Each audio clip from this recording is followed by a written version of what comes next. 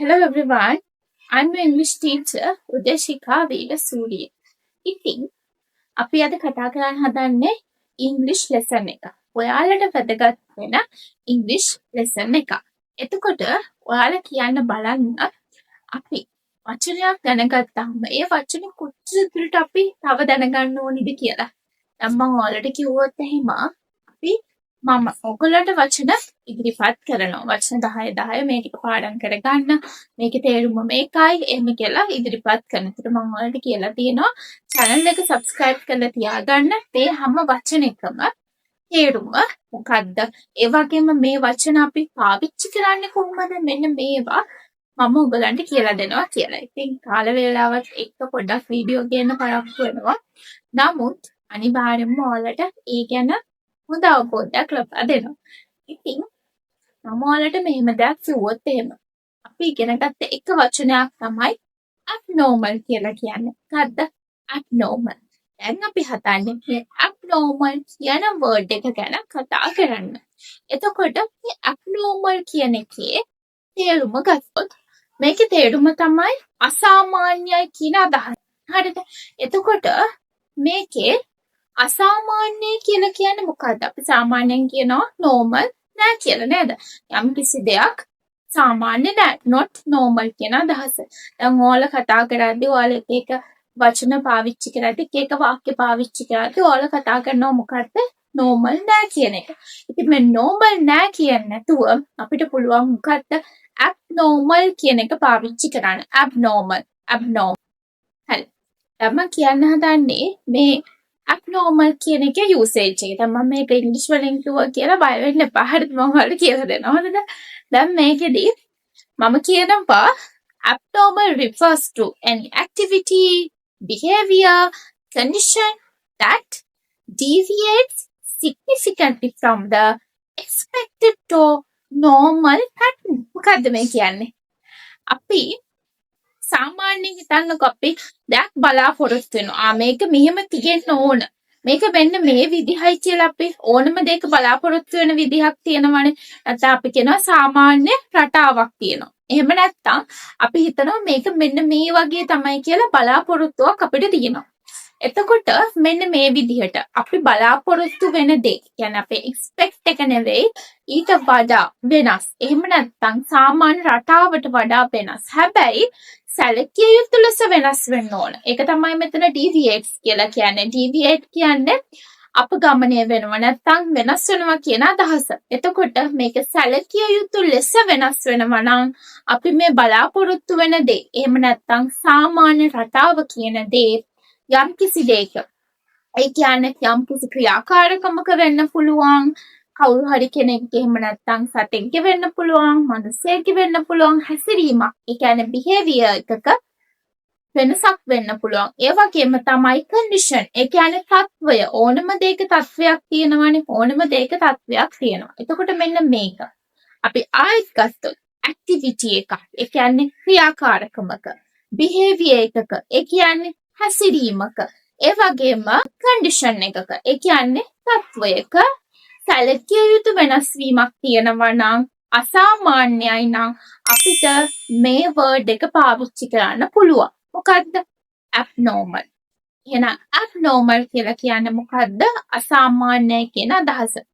අපි කතා කරොත් මේ abnormal කියන එක භාවිතා වෙන ශේෂ්ත්‍ර ගත්තොත් ඒ කියන්නේ අවස්ථාවගේ අදහසක් ගත්තොත් අපි මේක පාවිච්චි කරනවා මේ weather එක ගැන කියද්දි කාලගුණය ගැන කියද්දි අසාමාන්‍යයි නම් කාලගුණය අපි පාවිච්චි කරනවා weather එකේදී ඒ වගේම තමයි මෙඩිසින් වලදී වෛද්‍ය විද්‍යාත්මක කටයුතු වලදී වෛද්‍ය ශාස්ත්‍රයේදී මේ වචනේ භාවිතා කරනවා එහෙම නැත්නම් අපිට බයොලොජි කියලා ගන්න පුළුවන් ජීව විද්‍යාව කියන ශාස්ත්‍රයේදී ඒ වගේම තමයි behavior වලදී හැසිරීමකදී ඒ විතරක් නෙමෙයි අපිට පාවිච්චි කරන්න පුළුවන් network එකක් වගේ මොකක් හරි වෙබ්සයිට් එකක අසාමාන්‍ය ඇක්ටිවිටි එකක් වගේ තියෙනවා නම් ඒත් අපිට මේ වචනේ පාවිච්චි කරන්න පුළුවන්. එහෙනම් දැන් ඔයාලා මතක තියාගන්න ඕන මොකද්ද? abnormal කියන එකේ තේරුම අසාමාන්‍ය කියන අදහස. ඒක අපිට පාවිච්චි කරන්න පුළුවන් අවස්ථා මොනවද? ඇක්ටිවිටි එකක්, behavior එකක්, condition එකක් අසාමාන්‍ය විදිහට වෙනස් නම් අපිට මේ වචනේ ඒ සඳහා භාවිතා කරන්න පුළුවන්. ඊළඟට අපි දැනගන්න ඕනේ මේක මොකක්ද කියන එක. මේ abnormal කියන වර්ඩ් එක මොකක්ද කියන එක අපි දැනගන්න ඕනේ. ඇත්තටම abnormal කියලා කියන්නේ මොකක්ද? adjective එකක්. මොකක්ද? adjective එකක්. adjective එකක් කියලා කියන්නේ මොකක්ද? ක්‍රියා විශේෂණයක්. මම කලිනුත් කියලා දීලා තියෙනවා. ඒ කියන්නේ අපි ක්‍රියාවකට කලින් ක්‍රියාවක් විස්තර කරන්න තමයි මේ adjectives භාවිතා කරන්නේ. එතකොට abnormal කියලා කියන්නේ මොකක්ද? adjective එකක්. abnormal කියලා කියන්නේ මොකක්ද? adjective එකක්. ඊළඟට අපි මේකට example ටිකක් බලුවොත් අපිට තව ටිකක් මේක තේරුම් ගන්න පුළුවන්. තව ටිකක් මේක අපිට තේරුම් ගන්න ලේසි, අපේ ඔළුවට දාගන්න ලේසි. හරි. අපි එක උදාහරණයක් ගත්තොත්. මේක ටිකක් වෙනස් වාක්‍යයක්. හරිද? මෙහෙම හිතන්නකෝ. මම කියනවා no abnormal or problematic noise was observed කියලා. No abnormal or problematic noise was observed. මොකද්ද මේ කියන්නේ? abnormal කියන්නේ අපි දන්නවා මොකද්ද? අසාමාන්‍යයි කියලා. ඒ වගේම problematic කියන්නේ මොකද්ද? ගැටලු සහගතයි. එහෙම නැත්නම් ප්‍රශ්න සහගතයි කියන අදහස. ඒ වගේම noise කියන්නේ මොකද්ද? ශබ්දය. එහෙනම් was observed. මොකද්ද මේ? observed කියලා කියන්නේ මෙතන observed කියලා කියන්නේ මොකද්ද? නිරීක්ෂණය වුණා කියන අදහස. නිරීක්ෂණය වුණා. හැබැයි මේක නෙගටිව් සෙන්ටෙන්ස් එකක්. no කියලානේ පටන් ගන්න. එහෙනම් මෙතෙන්දි මොකද්ද කියන්නේ? අසාමාන්‍ය හරි ප්‍රශ්න සහගත හරි ශබ්දයක් නිරීක්ෂණය වුණේ නෑ කියලා කියන්නේ. දැන් මේ වාක්‍ය බලන්න විශේෂත්වයක් තියෙනවා. මොකද්ද? මේකේ ක්‍රියාව කරන කෙනා. එහෙම නැත්නම් සබ්ජෙක්ට් එක අපිට දකින්න ලැබෙන්නේ නැහැ. හරි. එහෙනම් මොකද්ද අපි මේ වාක්‍යය ගත්තොත් no abnormal or problematic noise was observed. හරි. Next one අපි කියනවා the isolation made her abnormal. The isolation made her abnormal. මොකද්ද මේ කියන්නේ? isolation කියලා කියන්නේ මොකද්ද? හුදකලාව කියන එක. එහෙම නැත්නම් තනිකම කියන අදහස. isolation made කියලා කියන්නේ මොකද්ද? හැදුවා කියන අදහස. හැදුවා නැත්නම් මෙතන හැටියට උනා කියන අදහස. her කියන්නේ කාටද? ඇය කියන අදහස. මොකද්ද? her කියන්නේ ඇය. මෙතන ඇය ඔබ්ජෙක්ට් එකක් විදිහට තමයි her කියලා එන්නේ. එතකොට she වල ඔබ්ජෙක්ට් එක මොකද්ද? her. එහෙනම් her කියන්නේ මොකද්ද? ඇයව කියන අදහස. එතකොට the isolation made her abnormal. The isolation කියන්නේ මොකද්ද? හුදකලාව. made her කියන්නේ මොකද්ද? ඇයව හැදුවා. මොකක් බවටද? abnormal. අසාමාන්‍ය බවට පත් කළා. නැත්නම් හැදුවා කියන අදහස. තනිකම නැත්නම් හුදකලාව ඇයව අසාමාන්‍ය කළා. The isolation made her abnormal. Next one මම කියනවා one of my friends. One of my friends. මේක ඔයාලට ඉගෙන ගන්න පුළුවන්. One of my friends කියන්නේ මොකක්ද? friends කියන්නේ යාළුවෝ. one කියන්නේ මොකක්ද? එක්කෙනෙක්. එහෙනම් යාළුවන්ගෙන් කෙනෙක් one of my friends. මගේ වාහන වලින් එකක්. one of my vehicles. මගේ අපි ගත්තොත් එහෙම නෑදෑයන්ගෙන් කෙනෙක් one of my relatives. හරි. මේ විදිහට අපිට යම් කිසි දෙයකින් එකක් නැත්නම් කෙනෙක් කියද්දි one of කියන එක පාවිච්චි කරන්න පුළුවන්. මොකද දැන් sentence එක one of my friends has කියන්නේ මොකද්ද? තියනවා an abnormal heart rhythm. ඒ කියන්නේ අසාමාන්‍ය හදවතේ රටාවක්. නැත්නම් අපි කියනවා රිද්මයක් කියලා.